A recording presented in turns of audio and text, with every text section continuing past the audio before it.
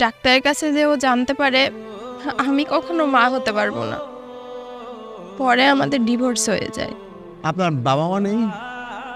আমি এতিম। যদি কিছু না মনে করেন একটা কথা বলবো। বলুন। আমি আপনার জীবন সঙ্গী হতে চাই। বুঝছি, আপনার ফুচকা খেতে হবে না, আপনি এখান থেকে যান। আর শুনুন না, যাবেন না প্লিজ।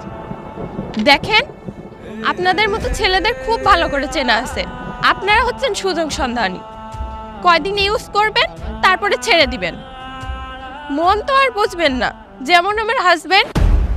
শুনুন না, সব ছেলে তো আর এক হয় না। আর আমি ভেবে চিন্তেই বলছি, আপনার এই সমস্যাটা মেনে নিয়েই আমি আপনাকে বিয়ে করতে চাই। শুনুন, আমি জানি ছেলেরা সব শরীরেরই পাগল হয়, মনের না। না, কখনোই না।